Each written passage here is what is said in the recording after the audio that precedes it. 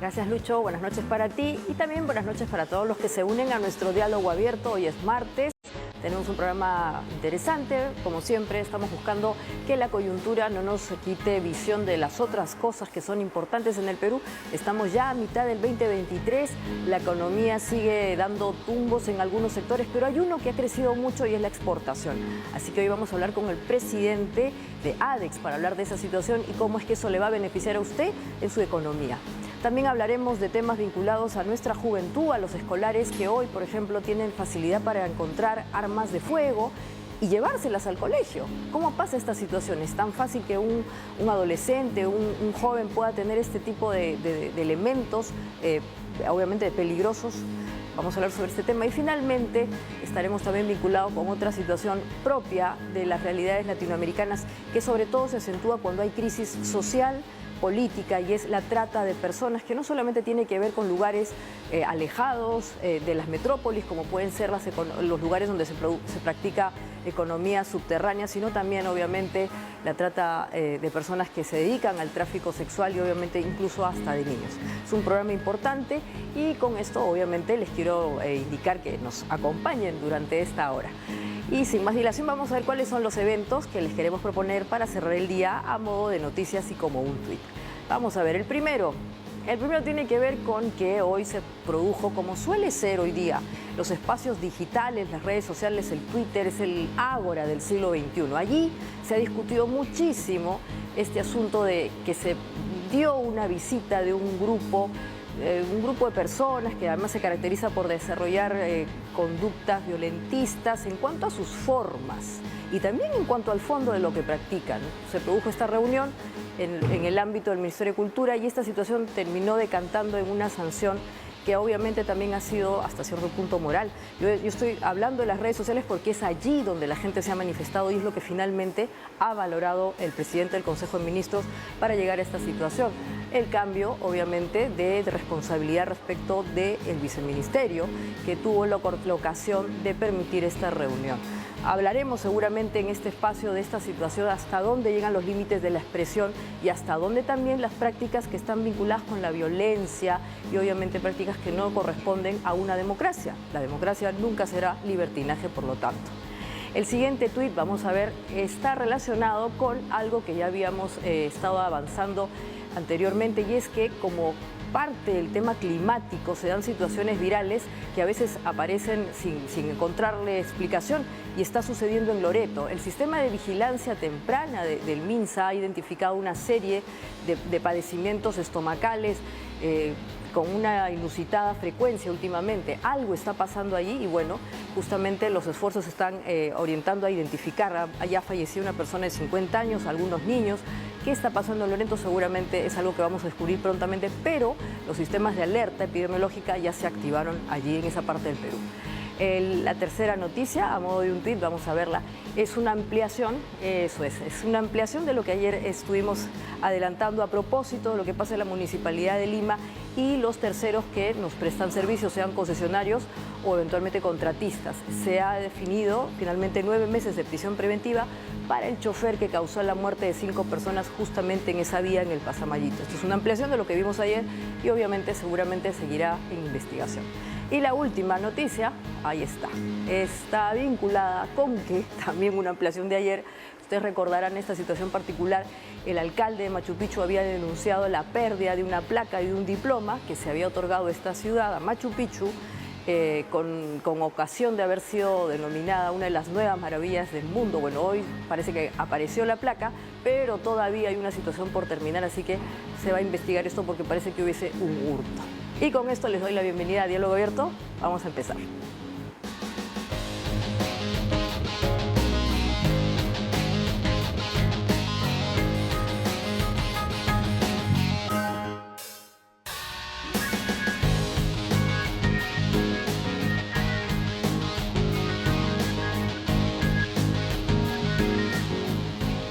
Perfecto, vamos a hablar de exportaciones y para eso hemos invitado al presidente de ADEX, él es el señor Julio Pérez.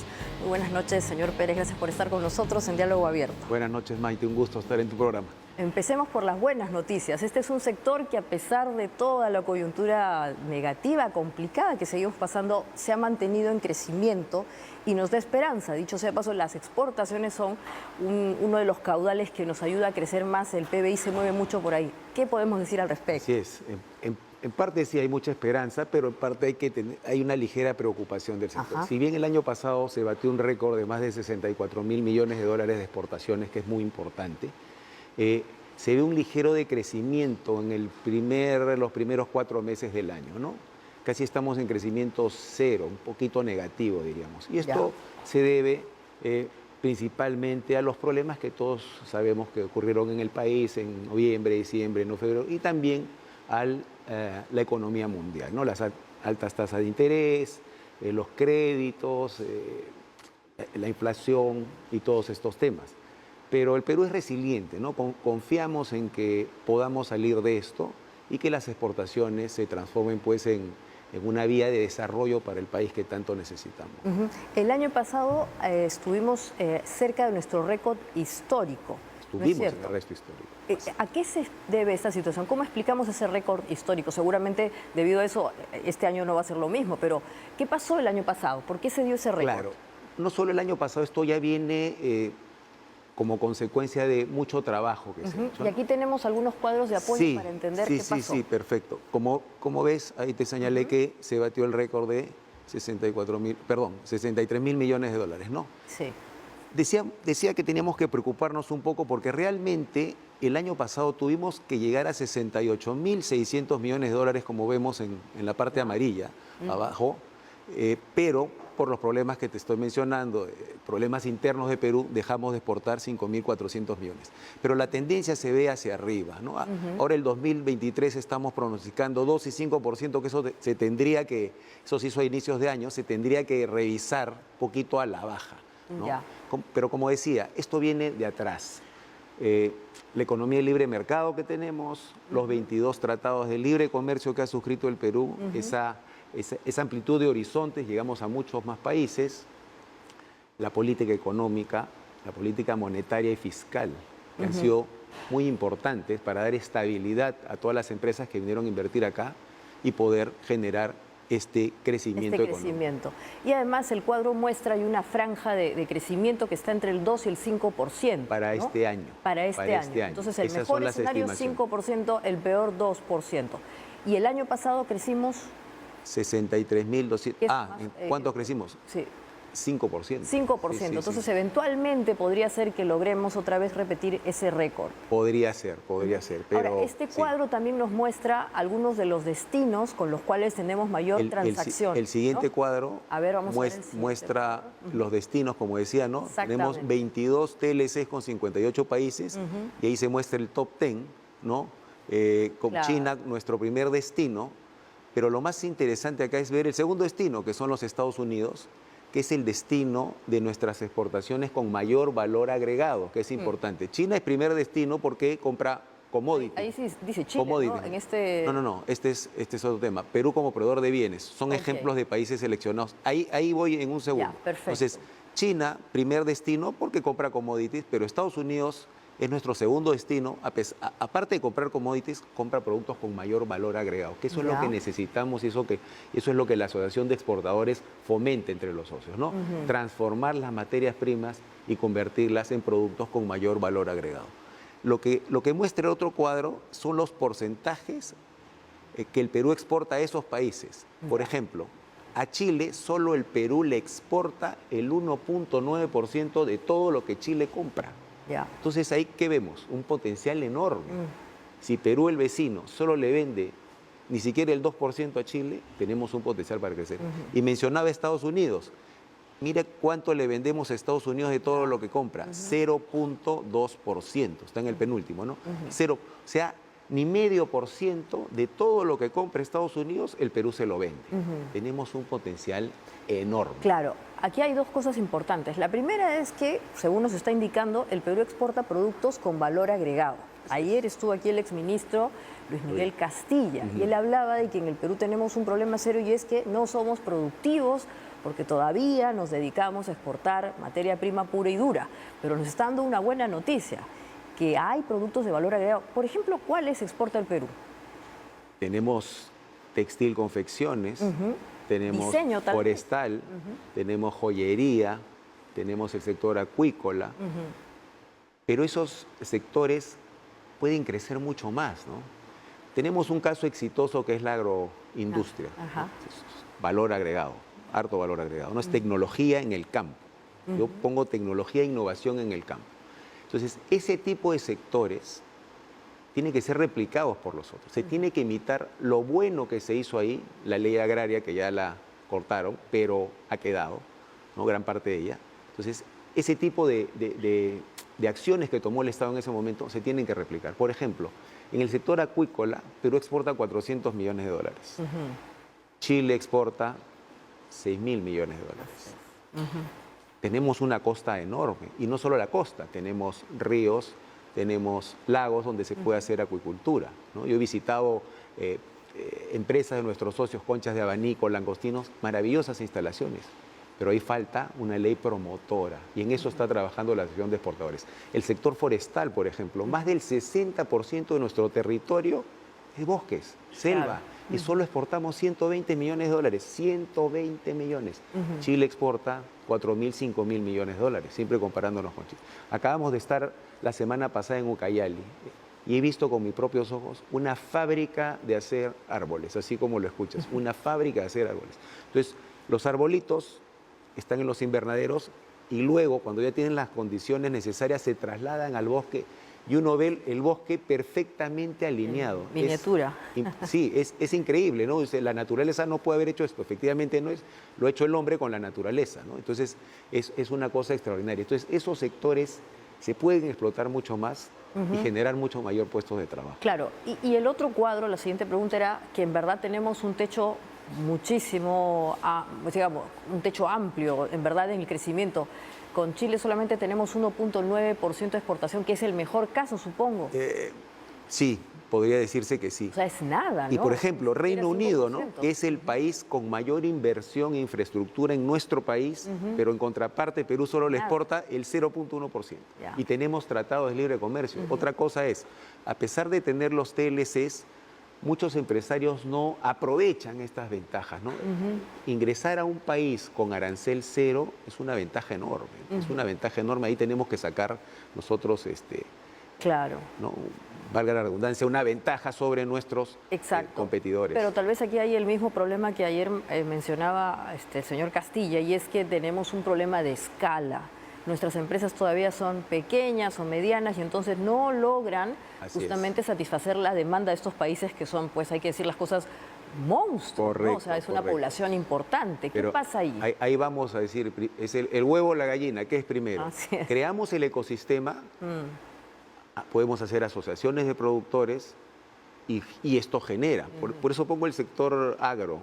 Se dieron las leyes correctas, obviamente. Hay una apuesta del inversionista, del emprendedor, del empresario por este sector, y esta simbiosis hace que el sector crezca. Entonces, necesitamos poner la cancha pareja, digamos.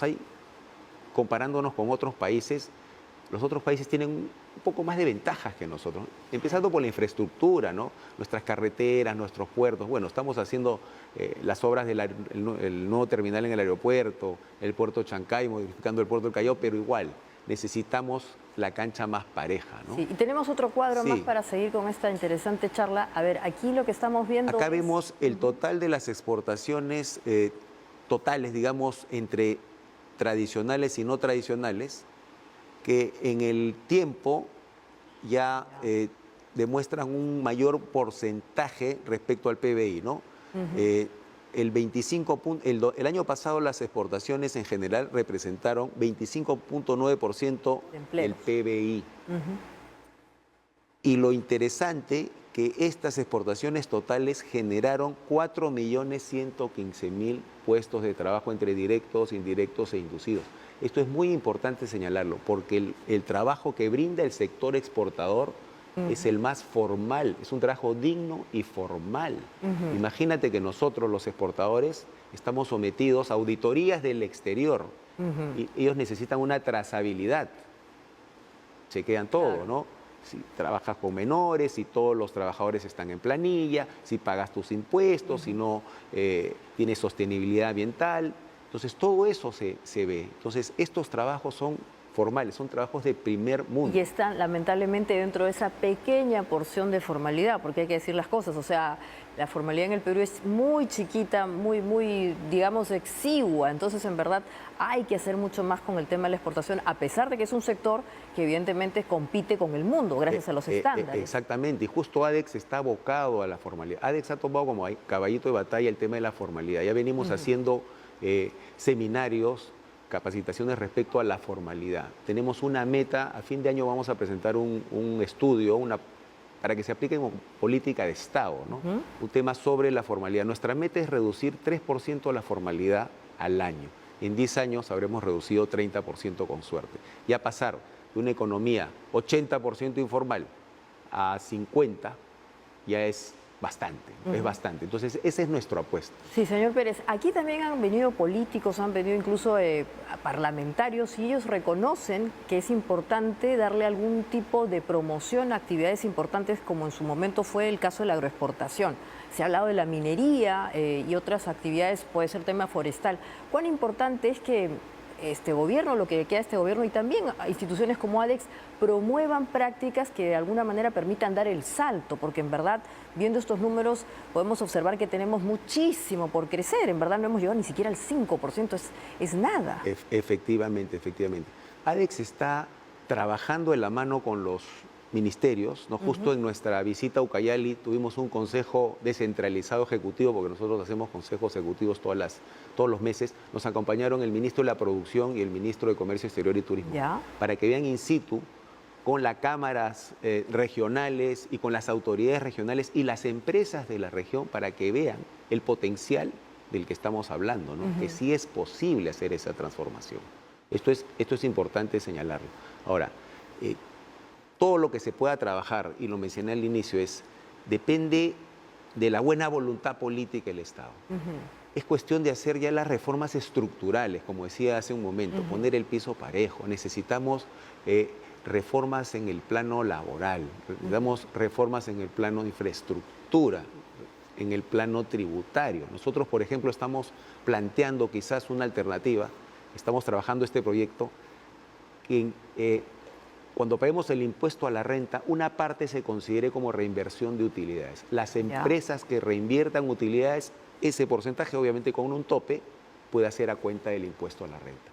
Entonces, ahí ¿qué provocamos, digamos? Provocamos que las empresas inviertan en infraestructura, en maquinaria y generen más puestos de trabajo.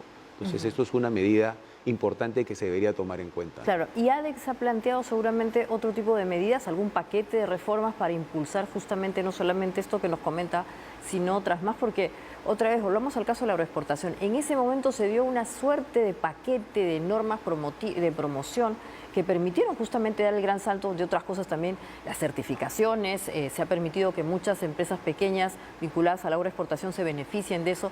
En los otros sectores, ¿va a haber algún tipo de participación de ADEX para alcanzar justamente este tipo de medidas? Por supuesto que sí. Solo te he dado una muestra, este ejemplo que te he dado, pero estamos trabajando varias, que ahorita ya no te las puedo decir todas, pero va a salir un paquete que queremos presentársela al Ejecutivo. Ya lo hemos conversado con el Ministro de Economía y ellos están a la espera de nuestra propuesta, ¿no?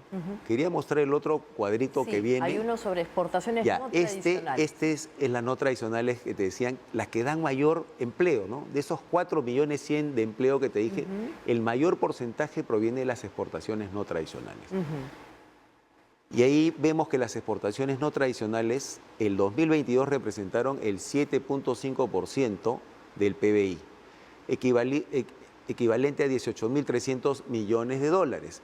Este cuadrito de la izquierda es interesante, ¿no? Este verde con azul. En el año 73, para nosotros es un año icónico, porque el año 73 se funda ADEX, ¿no? Estamos cumpliendo 50 años este año. Las exportaciones no tradicionales representaban solo 12.7% del total. Ahora representan el 29%. Un poquito más del 50%, pero tampoco mucho. Pero estamos creciendo, ¿no? Estamos creciendo. 29% es importante. Y ahí ponemos este trencito, ¿no? Por eso hablaba de el Perú necesita nuevas locomotoras. En las exportaciones no tradicionales hay 5 o 6 sectores donde exportamos más de 1.000 millones de dólares. Tenemos otros 5 o 6 sectores que podemos exportar esos 1.000 millones o más. Ese tipo de locomotoras necesitamos actualmente. Imagínate con eso cuántos puestos más de trabajo generaríamos. Y en todo el país, porque ADEX es un gremio de país. Pequeños, medianas, grandes empresas, costa, sierra, selva, toda la región. En todas las regiones estamos. Entonces hay que apostar por eso, ¿no? Claro, y de acuerdo a esta charla estamos pensando en que un escenario positivo nos permitiría crecer un 5%. ¿Cuál es su expectativa? ¿Cree usted que vamos a lograr ese 5% o nos vamos a quedar en la mitad, entre el 2 y el 5%, 2.5, 3? Yo soy bastante optimista. Si no estuviera acá y no hubiera apostado por la empresa, igual que creo que todos los asociados. El tema es que la recesión en el mundo y especialmente en Estados Unidos, que es el país donde nos compran mayores productos de valor agregado, nos ha golpeado mucho, ¿no? Ha bajado la demanda, se ha reducido la demanda. Esperemos que este último semestre del año esto revierta y podamos llegar pues al menos a 3 o 4%, ¿no? Sería interesante. Pero yo creo que el 2024 ya la inflación va a ceder un poco, las tasas de interés también van a reducirse y podemos retomar el ritmo de crecimiento, pero sí y solo sí hagamos esas reformas estructurales que el país necesita para tener la cancha plana y poder competir con otros países con similares condiciones. Exactamente, además el tiempo es rápido, ¿no? No perdona. Son 50 años de ADEX. Evidentemente había un esfuerzo importante, pero la verdad que el crecimiento todavía tiene un techo importante y hay que darle más a ese crecimiento. Claro que sí, pero acuérdate que no depende solo de los empresarios. Los empresarios ponen su parte, no sabes cómo damos trabajo, vemos por los colaboradores, etcétera, etcétera. Pero el Estado tiene que poner su parte. Totalmente de acuerdo. Muchísimas gracias, señor Julio Paredes, por haber estado con nosotros. Bueno, y también el felicitar a ADEX por su aniversario. Es importante como institución, obviamente, y gremio. Y bueno, espero que tenerlo en otra ocasión para seguir avanzando en este tema y ojalá que los números nos alcancen, por lo menos 4% de crecimiento. Muchas gracias. Sí hay que ser positivos, ¿no? Porque el logo de ADEX en estos 50 años es abriendo un mundo de oportunidades. Y como has visto, tenemos realmente un mundo de oportunidades. Tal cual, así es. Muy bien, y después de este diálogo abierto que nos permite observar que hay que militar en el futuro, a veces nos quedamos solamente en las cosas pequeñas, hay que pensar en el futuro. El Perú tiene una oportunidad enorme de crecimiento y a veces no le damos la oportunidad de hacerlo. Después del corte vamos a volver justamente para hablar de otra forma de futuro, qué pasa con los adolescentes y los niños en la escuela, cómo es que se hacen de armas de fuego. Hablaremos con un psicólogo al respecto, así que no se vayan, esto es Diálogo Abierto.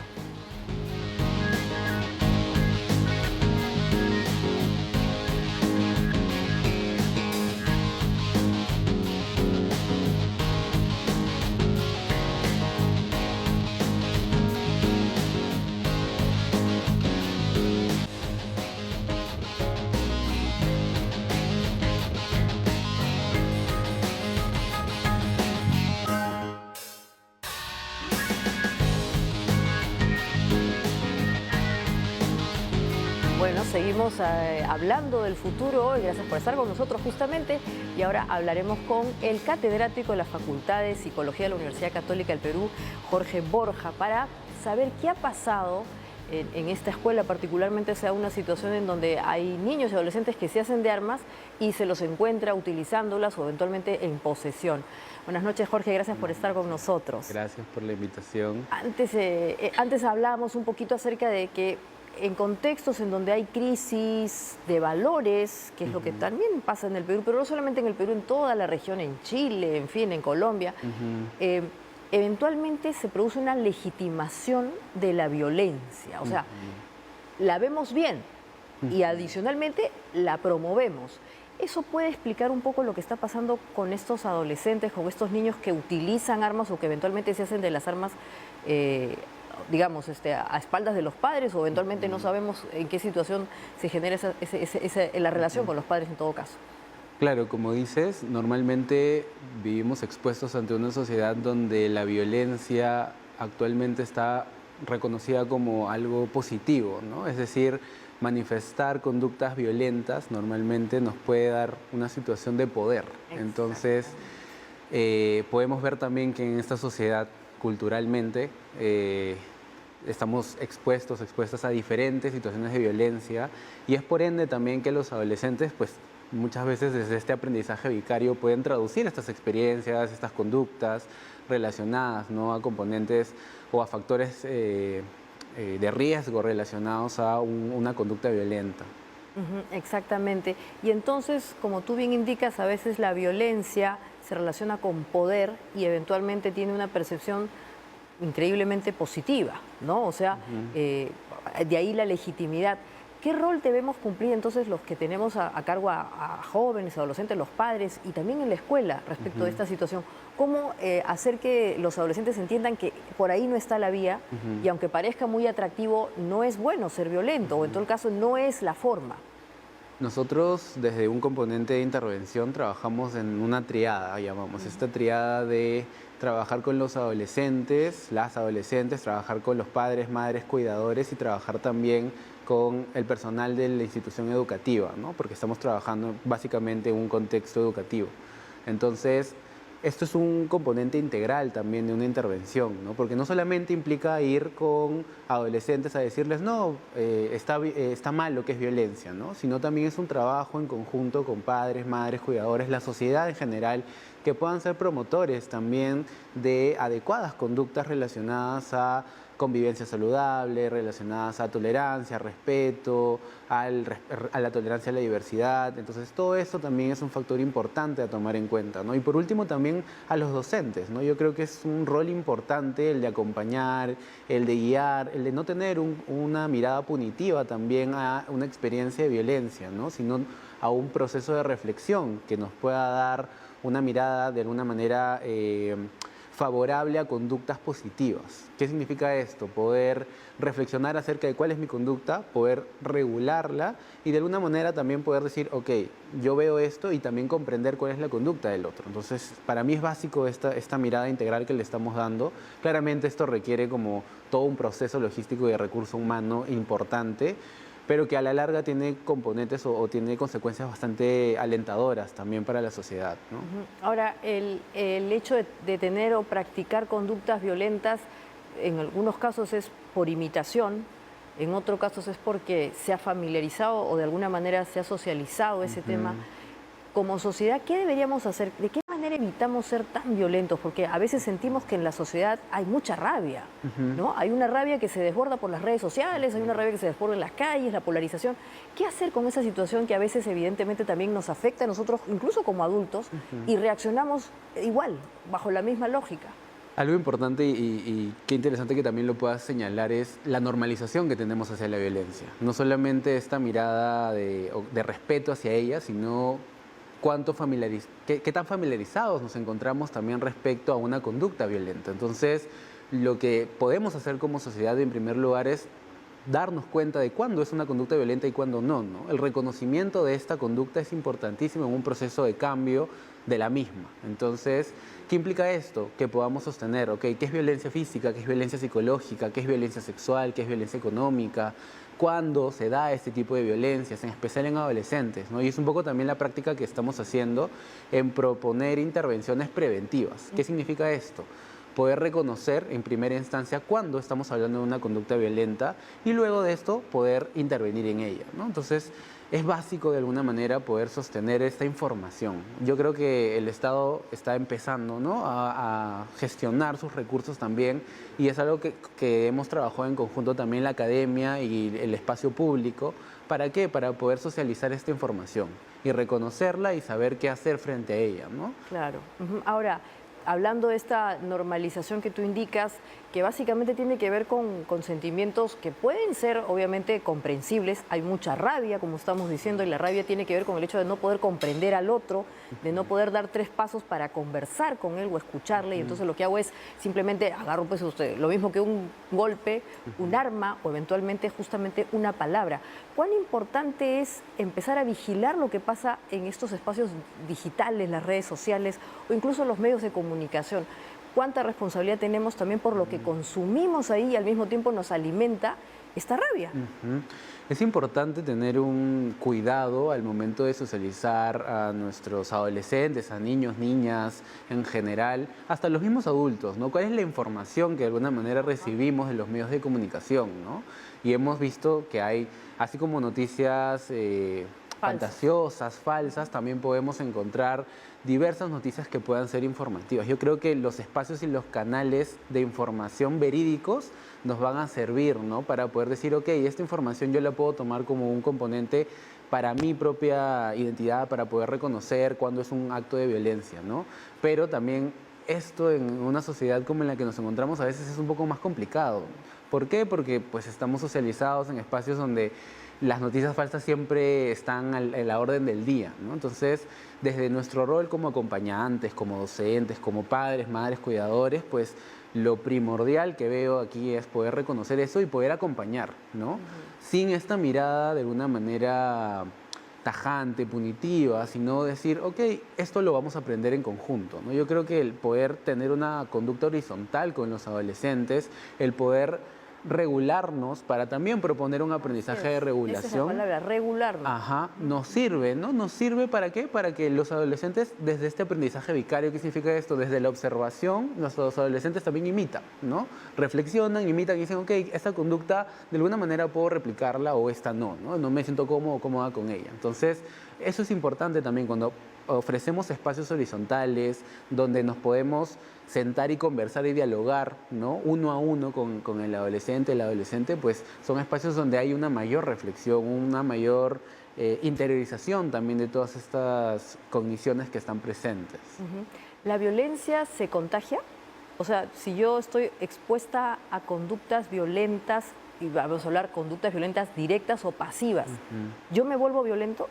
No necesariamente estamos hablando de que nos volvemos violentos. Hay una idea o un mito de que si es que hemos recibido violencia vamos a ser violentadores, violentadoras. No necesariamente. Es por eso que nosotros evitamos de repente utilizar perfiles de ser una persona violenta o de ser una víctima, ¿no?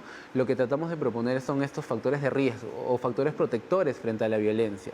Puede ser de que yo pueda tener conductas violentas porque las normalizo, o puede ser de que yo tenga una posición de víctima porque normalizo también esa posición. O que las premio en el peor caso. O las premio también. Entonces es importante reconocer de que no hay un estándar del ejercicio de la violencia. Lo que normalmente pasa es que empezamos a normalizar, empezamos a replicar, empezamos a repetir y de alguna manera aceptamos este tipo de conductas, ¿no? Lo importante de la información que podamos recibir acerca de la violencia está en reconocer y poder decir, no, esto es lo que yo no acepto.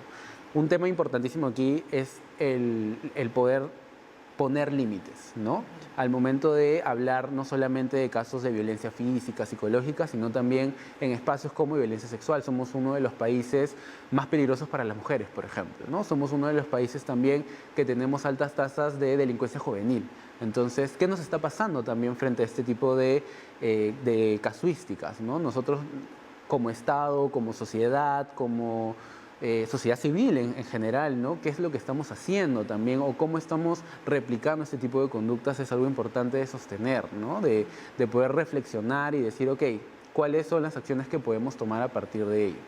Y un punto importantísimo ahí es cuál es el rol y las rutas de acción que tiene no solamente el Estado, sino las instituciones educativas frente a un caso de violencia como el que hemos estado expuestos, ¿no? Entonces, ¿qué es lo que puede hacer el Estado? ¿Qué es lo que puede hacer la sociedad? ¿Qué pueden hacer los cuidadores? ¿Qué puede hacer el mismo adolescente para poder proponer espacios más saludables? Esa es una pregunta que tenemos que hacernos y que tiene respuestas realmente.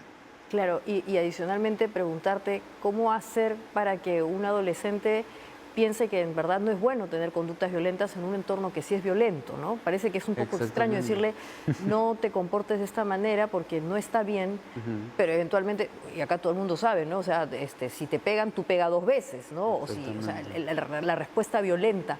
¿Cómo podríamos en todo caso persuadir de una manera racional o ponderada a los hijos, a las personas que tenemos en la casa menores, de que esa no es la vía y aunque parezca una tontería, hay que ir por la otra? De verdad que parece un poco imposible, pero ¿cómo se hace eso? Lo que normalmente hacemos es poder identificar estos factores de riesgo, ¿no? Poder identificar en un espacio donde conviven o coexisten adolescentes, por ejemplo, quiénes son las personas que los rodean, ¿no? Quiénes son las personas que los cuida, quiénes son las personas con las que normalmente socializa o convive. Entonces podemos ver que en espacios donde normalmente la violencia es el pan de cada día, es la más aceptada, este tipo de adolescentes también tienen este tipo de conductas, ya sea desde la normalización o desde replicarlo, ¿no? Entonces, ¿cuál es nuestro rol desde ahí? Pues poder reconocer este tipo de factores de riesgo y poder trabajar sobre ellos. Y es desde ahí el punto que te mencionaba un poquito más adelante respecto a la propuesta integral del trabajo con adolescentes, ¿no?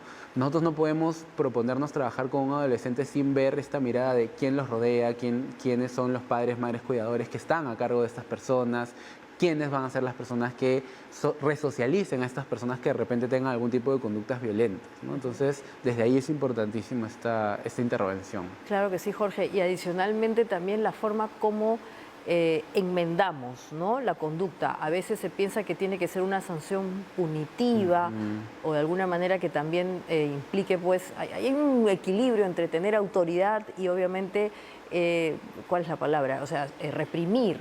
¿Cómo llegamos a ese nivel medio para que obviamente también la persona, el niño, el adolescente entienda, pero no nos vayamos al otro extremo, ¿no?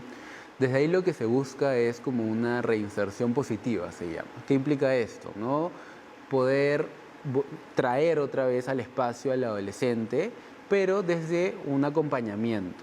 Y lo que normalmente hacemos, y de repente es un error frente a una ausencia de rutas de acción, es poder dejarlo y decir, ok, no pasa nada. No, lo que necesitamos hacer es acompañar, saber cuáles son estos factores de riesgo, identificarlos y poder de alguna manera proponer al adolescente también un trabajo en conjunto, ¿no? Porque al fin y al cabo debemos quitarnos esta venda de repente de que los adolescentes son personas que siguen, ¿no?, lo que uno dice, ¿no? Los adolescentes también tienen un juicio, tienen ideales, tienen conductas y tienen reflexiones. Entonces yo creo que el trabajo desde ahí es súper importante también. Estupendo. Muchísimas gracias, Jorge, por este diálogo abierto. Ha sido muy importante en un contexto en donde nos hemos acostumbrado a consumir violencia, a actuar de manera rabiosa, donde fuese, y pensar que socialmente está bien. Y en verdad no es la manera porque, como decimos, o sea, somos adultos, pero también en la casa también hay menores, hay niños que a veces imitan esto sin querer y obviamente estamos trasladando un problema al futuro. Exactamente. Sí, yo solamente quiero cerrar con esto, ¿no? El proceso de intervención que podamos tener como el trabajo en conjunto con los adolescentes sí requiere, ¿no?, de mucho esfuerzo, ¿no? Y no solamente del esfuerzo de una institución educativa, ¿no?, sino de la sociedad civil, que creo que tiene un rol importantísimo también en el reflexionar, ¿no?, cuáles son las conductas violentas, y creo que lo vamos teniendo, ¿no? Poco a poco creo que vamos de alguna manera resolviendo esto, pero nos queda mucho trabajo por delante también. Entonces creo que con eso nos quedamos. Muchas gracias. Muchas gracias. Bueno, y obviamente invitarlos a ustedes que no se vayan a despegar del programa porque vamos a hablar con otro tema trascendente, importante, y es la trata de personas. ¿Qué significa eso? ¿Cómo es que aparece este tipo de prácticas en países como el Perú? No se vaya, volveremos después del corte con este tema. Esto es Diálogo Abierto.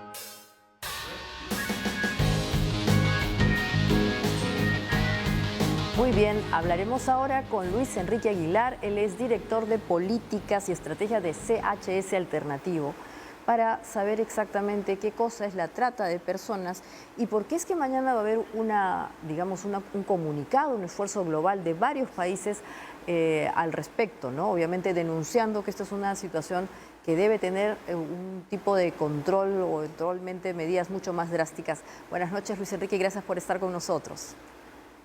Buenas noches, Janet. Un gusto de acompañarlas y acompañarlos. Perfecto. Maite, Janet es nuestra productora, Luis Enrique. Mil perdones. ¿Qué cosa es la trata de personas? Porque a través de este término entendemos muchas cosas y eventualmente a veces básicamente la vinculamos al tema de tráfico sexual. pero hay una variedad de elementos que están vinculados con esta situación. Por favor, si nos podrías dar un alcance un poquito más amplio. Sí, podemos decir que en la trata de personas hace referencia a todas las actividades que personas, en este caso denominadas tratantes, realizan para identificar a una persona, ponerla a disposición de otras con una finalidad que es explotarla. Esa finalidad puede tener diferentes motivaciones. Una de ellas, la más conocida, la más recurrente, es sin duda la explotación sexual, que es la que más tenemos en cuenta normalmente, pero también hay cada vez más evidencia respecto a la proliferación de casos de explotación laboral, pero también hay otras modalidades que tienen que ver desde la venta de niños, el tráfico de órganos, entre otras actividades que se realizan para obtener o hacer participar a las personas en este tipo de actividades, ¿no? Obviamente, nuevamente reitero, con la finalidad de explotarlas.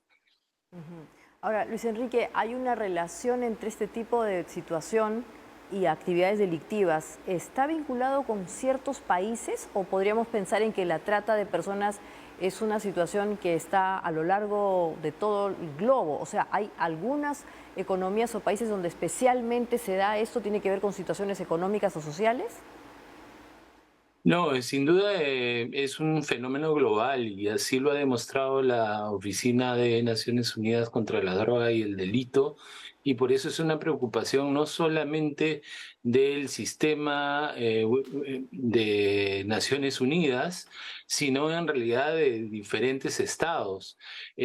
Pero también es un fenómeno que ya no se da, por lo menos en el caso peruano, solamente a nivel interno. En el caso peruano normalmente estábamos acostumbrados a que la mayoría de casos fueran de personas que son identificadas o captadas, que es el nombre técnico, trasladadas hacia otro lugar y finalmente explotadas.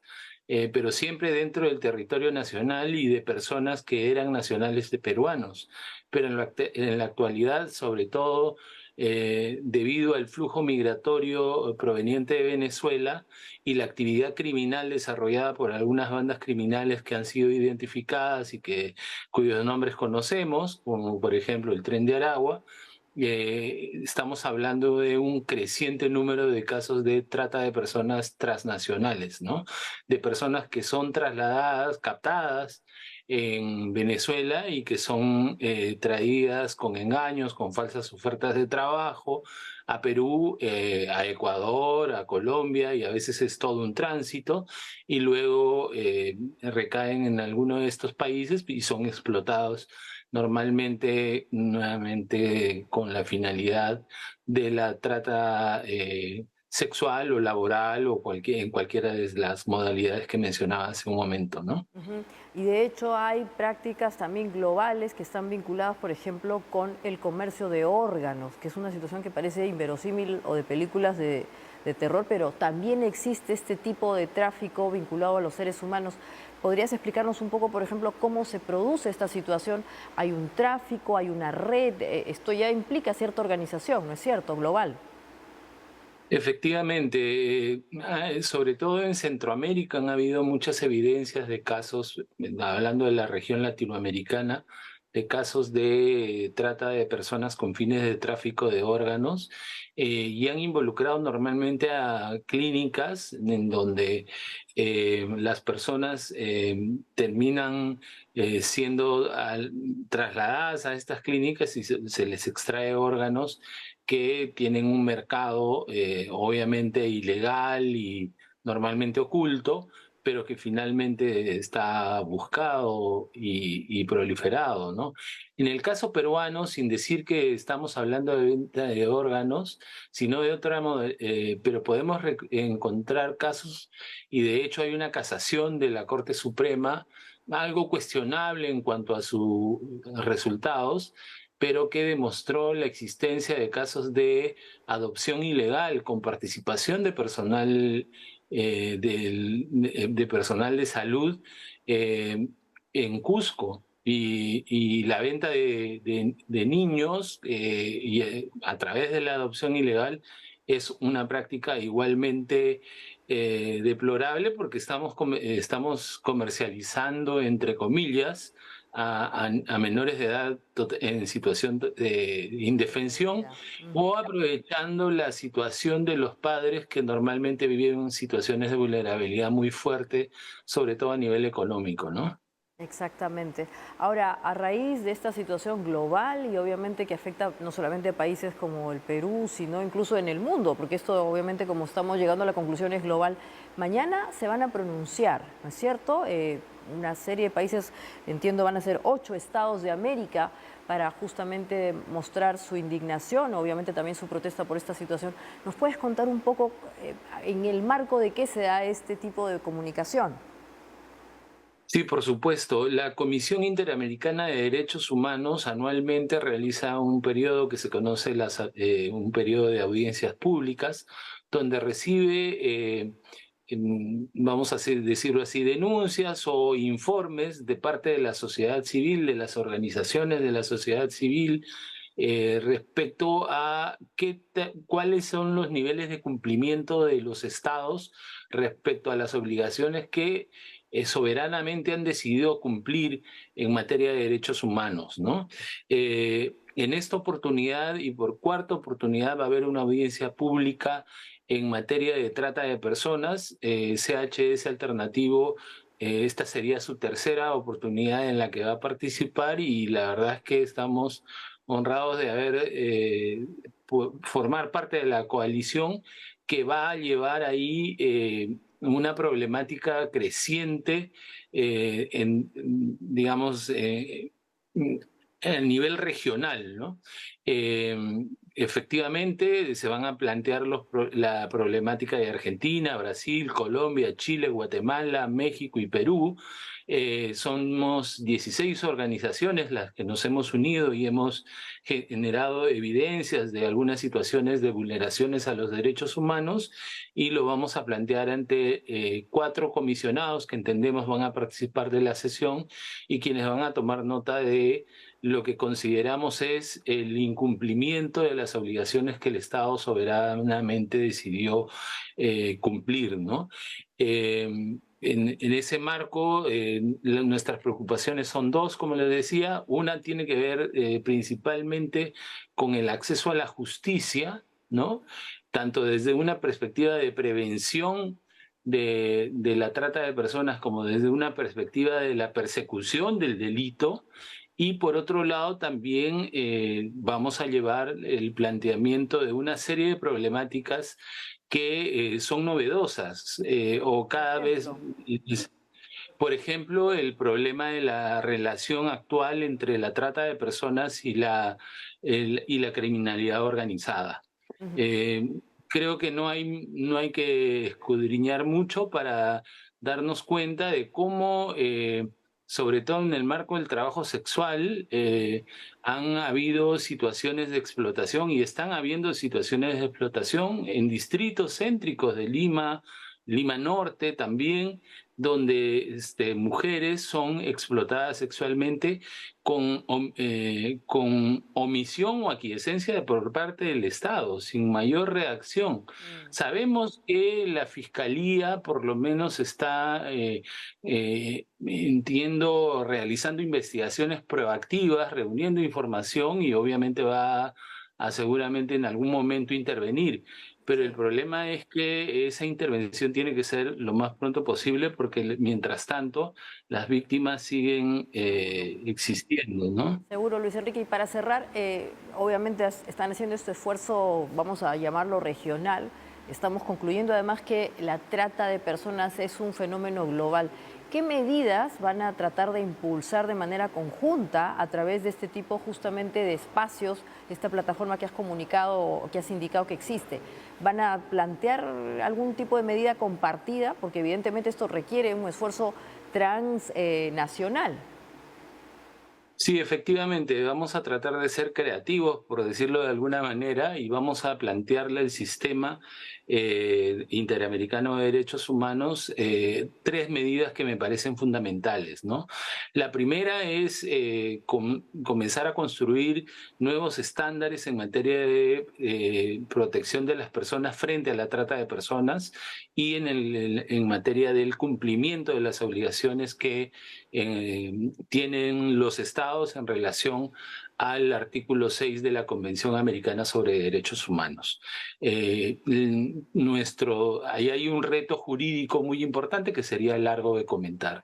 Lo segundo es que vamos a plantearle a la Comisión crear un espacio de articulación y diálogo para que la sociedad civil trabaje conjuntamente con la Comisión en un monitoreo más permanente de la situación de la explotación humana o de la trata de personas en este caso, porque necesitamos enfrentar esto de manera más continua o por lo menos más periódica. Y en la medida, y lamentablemente los estados tienen una serie de omisiones recurrentes respecto a sus obligaciones internacionales y necesitan mayor supervisión. Entonces le vamos a plantear esto al Estado, a la Comisión. Y lo tercero es que estamos planteando la importancia de generar un informe o informes periódicos de seguimiento a la problemática de la trata de personas por parte de la Comisión y en ese sentido también llevamos una propuesta y vamos a proponer esto en lo que se conoce como un petitorio que presentaremos mañana a las 11:15 de la mañana, hora Perú, y en la que todo el que lo desee lo puede escuchar a través de la página web de la CIDH, que es cidh.org. Estupendo. Importante lo que estás comentando porque esto también es una manera de participar, aunque fuese justamente escuchándolos o viéndolos a través de la tecnología. Es importante que nos informemos porque, como bien indicas, aquí también tiene que haber participación de la sociedad civil, mayor sensibilización. Esto es un fenómeno global, como has indicado. El caso del Tren de Aragua es emblemático, en verdad, es una red que está en Europa y no solamente en Latinoamérica, y evidentemente tenemos que tratar de unir esfuerzos. Muchas gracias, Luis Enrique, por tu presencia en el programa y estaremos muy atentos a esos esfuerzos. Muchas gracias a ustedes por haberme escuchado y recibirme a esta hora. Estupendo. Bueno, y después de esta interesante entrevista hay que tomar conciencia, obviamente, de este fenómeno global. Vamos a volver con el final del programa, así que no se vayan, es Diálogo Abierto.